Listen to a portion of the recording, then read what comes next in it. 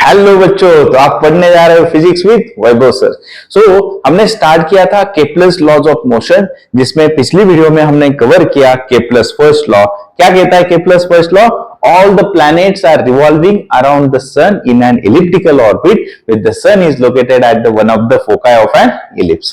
Now, Kepler's second law, which is also called law of areas. क्या कहता है Kepler's second law? The line that joins the sun to the planet sweeps equal areas in equal interval of time. उसका दूसरा statement ऐसा है, the aerial velocity of planet remains constant. So now सी बच्चों, यहां पे हम समझ लेते हैं क्या कहता है, एक प्रूफ भी है वो भी समझ लेते हैं। Now see, as per statement आपको मालूम है केप्लर्स फर्स्ट लॉ के अनुसार कि बाबा all the planets are revolving around the sun in an elliptical orbit.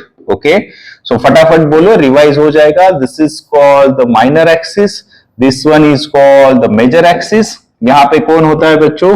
These are the foci F1 and F2 which is our equidistance from this. Second thing बोलो, सन कहां होगा? One of the foci of an ellipse. So यहाँ पे सन consider किया। Then revolve कौन करता है? Planet. Okay, now see, ठीक है। क्या कहता है कि मान लिया बच्चों, this is the first position of the planet with respect to sun. So line joins the sun to the planet. Now see, ये मैंने ज्वाइन किया sun to the planet. Okay, so this represents the position, so vector, so it's called the R bar, that is the position of planet with respect to सन।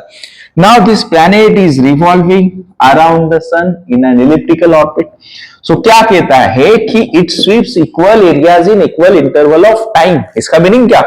मैंने consider किया बच्चों, delta T is the small interval of time in which the planet moves from this suppose P to position P dash.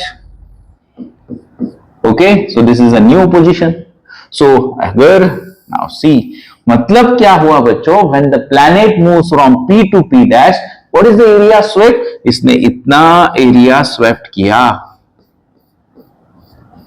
Okay, same अगर मैं बात करूं कि बाबा दूसरी side यहां पे कंसिडर किया कि सेम टाइम में यहां पे planet moves from this position, so area swept by this much.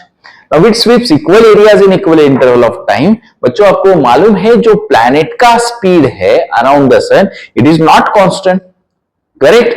Because यहां पे आप देख रहे हो, अगर सेम टाइम में एरिया स्वेप्ट करना है तो when the planet is closer to the sun, it needs to move the faster to cover that much area, delta A. और वही अगर जब ये प्लैनेट यहां पे है which is far away from the sun, at that time it needs to move the slow. Now see, यहां पे डेल्टा टाइम में ये चला गया। This represents the what? That is the V bar. This one is the what? Position vector R bar. Delta A is the area swept by the planet in time delta T. Okay. Now see. आपको prove क्या करना है बच्चों? That is aerial velocity of planet remains constant. That is delta A upon delta T is equal to L bar upon twice m. L bar is the angular momentum, delta A upon delta T is the aerial velocity, and small m is the mass of planet.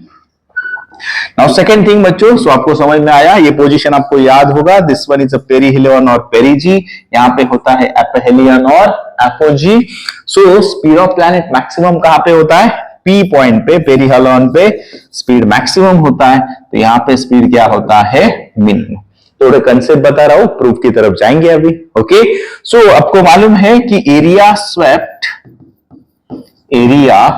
Swept by planet when it moves from P to P dash, क्या होगा बोलो बच्चों? आपको मालूम है, that is delta A is equal to half. Okay, that is, it is a triangle, base is the what? R bar into height. So this distance is a what? Speed is equal to distance upon time. तो distance क्या होगा? Speed into time. तो speed कितना है? V bar into delta T. Is it clear now?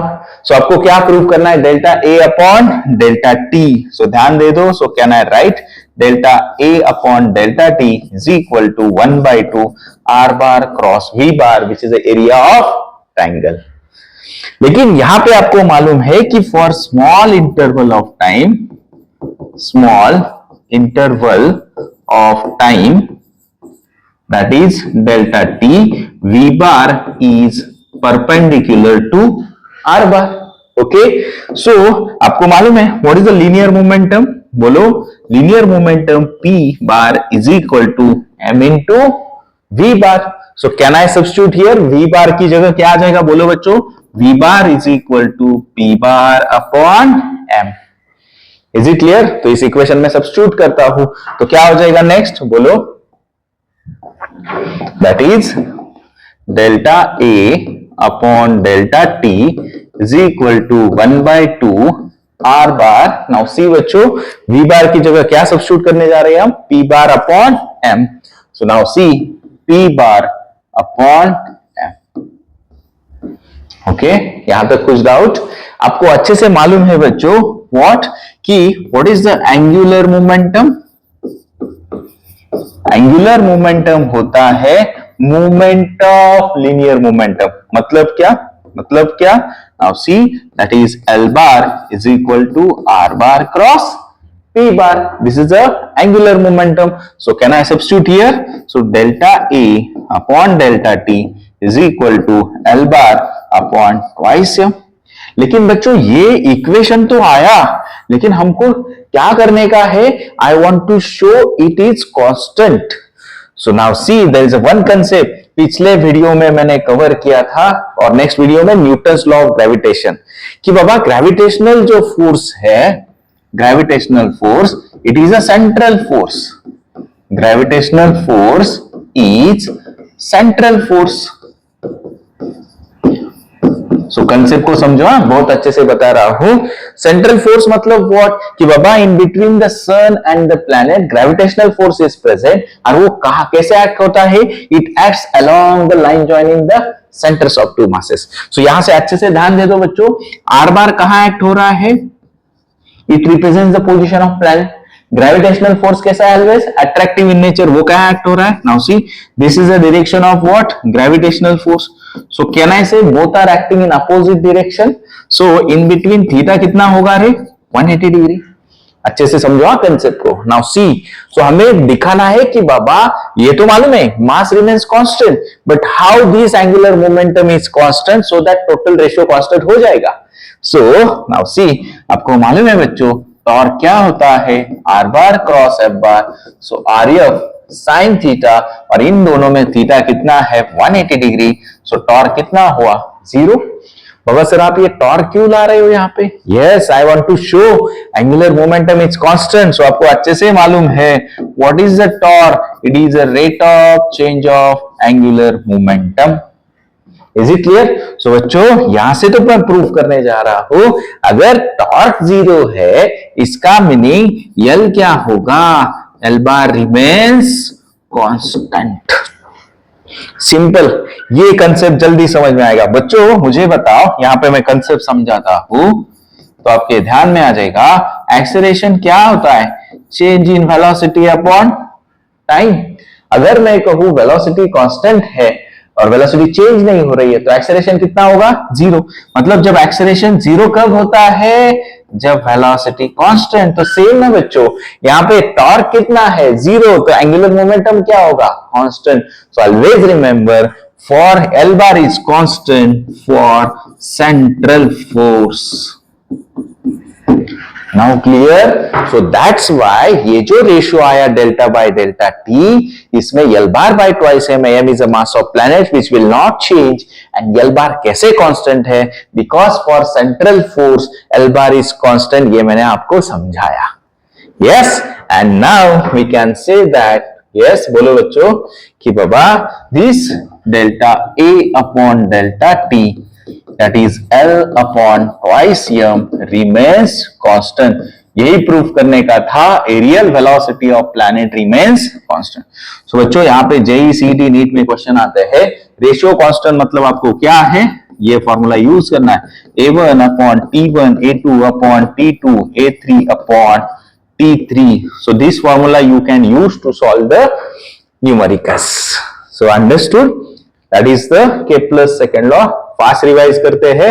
क्या कहता है Kepler's second law? The line that joins the sun to the planet sweeps equal areas in equal interval of time और aerial velocity of planet remains constant. तो बच्चों ये आपको मालूम है elliptical orbit, sun is at one of the focus. यहां पे मैंने पहली पोजीशन दिखाया, that is the P. In time delta t it moves to P dash. So distance covered is that is speed into delta t, v bar delta t. So इतना area उसने SVEEP किया. Is it clear? So delta A is equal to 1 by 2 r bar cross v delta t. So this one. Second आपको मालूम है linear momentum is mass into velocity. For small interval delta t, v bar is perpendicular to r bar. So यहां से मैंने substitute किया v bar is equal to p bar by m. So next यहां पे आपको मालूम है what is angular momentum, moment of linear momentum r bar cross p bar. सो यहां पे आया l bar by twice m. ये इक्वेशन आया, लेकिन मुझे शो करने का था कि remains constant. तो यहाँ पे 2 constant, mass of planet is constant, but how the L bar is constant?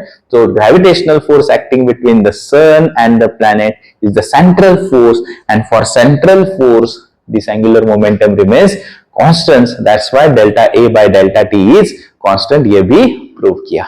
Okay, so बच्चों hope so you understood the Kepler's second law and उसका derivation. Okay, तो पढ़ते रहो physics with Vaibhav sir. Thank you.